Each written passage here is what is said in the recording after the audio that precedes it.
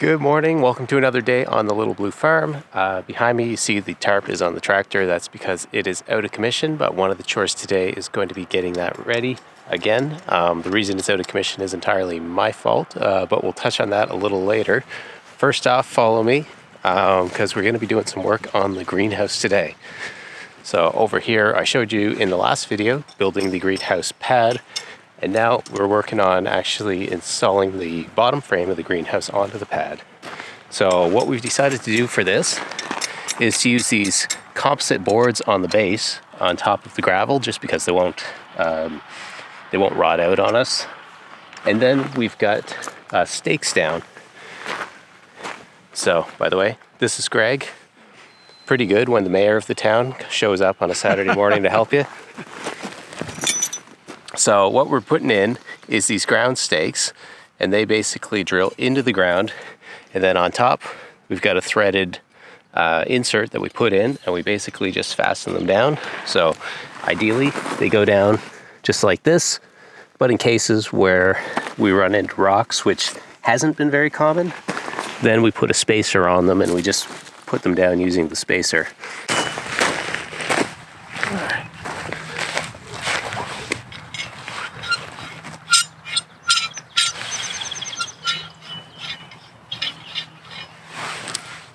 Because these are not necessarily the highest quality pieces in the world, I found putting a little tape on really helps. One, keeps the paint on here, but two, makes it a little tighter on the impact bit.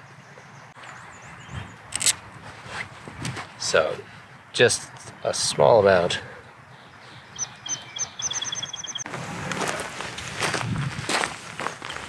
All right, so we gotta go 21 and 2.5 inches. Oh no, that's brown.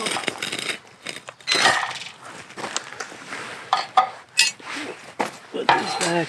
These don't have to be super precise.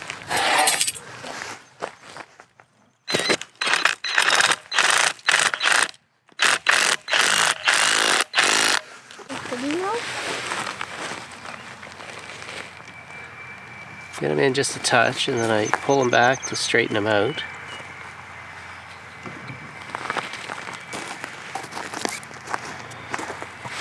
So this never goes perfect, but it's the best I can get it to hold it straight.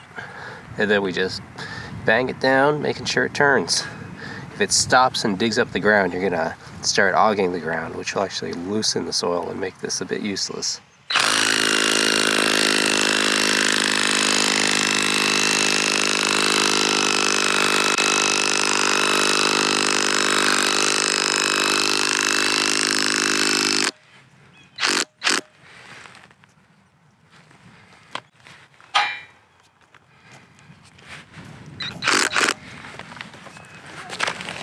And that's that.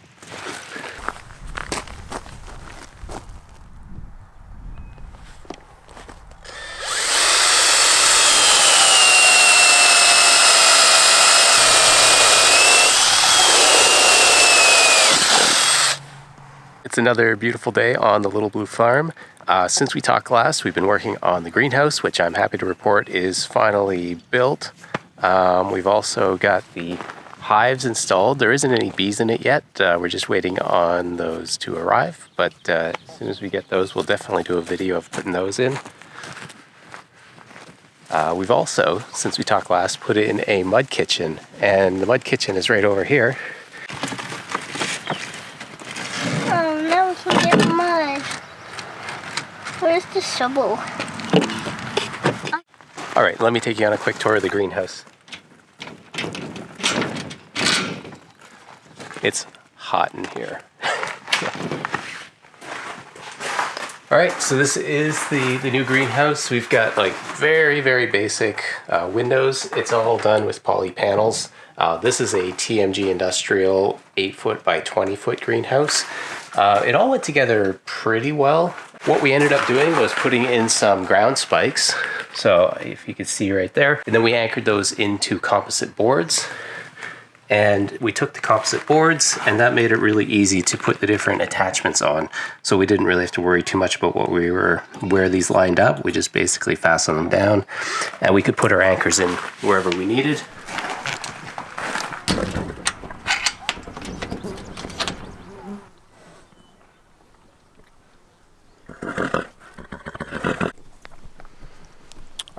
see what's going on with the tractor.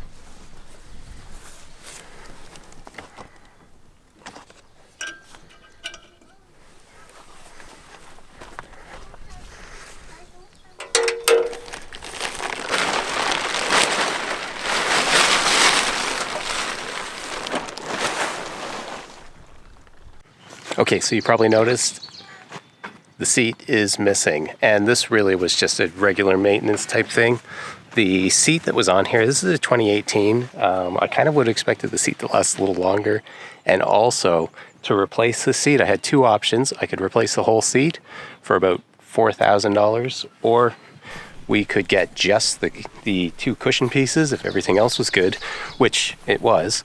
But even that was going to be like $1,200, $1,300. So I opted to get a generic seat from Princess Auto, and we're going to try to jerry-rig that today to make it fit on this tractor. And I think we can do it as good or better as the factory job.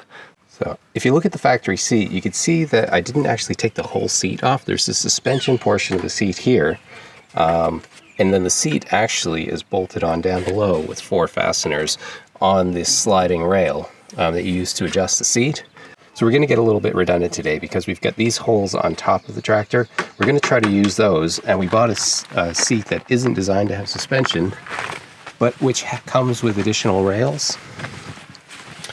And these rails, because it's sort of a generic seat, have a little bit more flexibility. You can loosen these fastener holes and you can slide these back and forth. Now, if you look in here, you'll see they appeared to be fixed in one spot, but I think they were on with just paint. So I put a fastener in and just basically broke them free from where they were.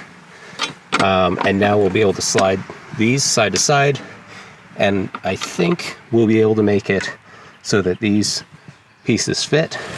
I also flipped these around, these channels, and that was to increase the ease in which I could get the fasteners in.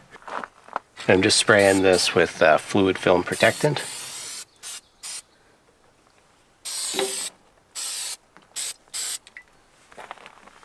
Try to put in some of these fasteners. I think we're going to set the seat back as far as we can.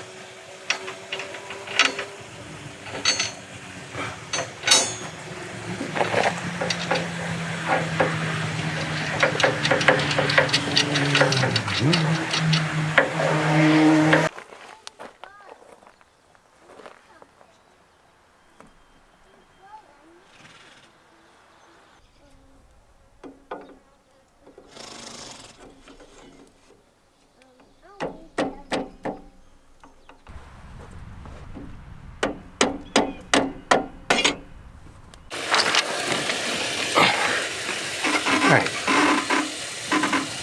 Super important at this point is going to be to keep these screws in here as best you can, because you don't want to lose those fasteners in the channels.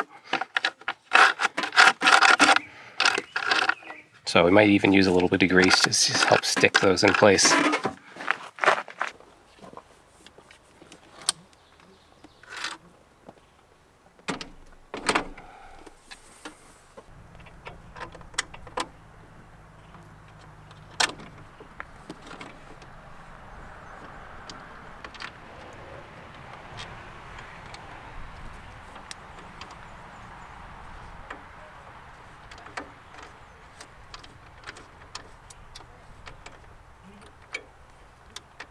All right, after messing around with those fasteners, I think we've got it. Let's check it out.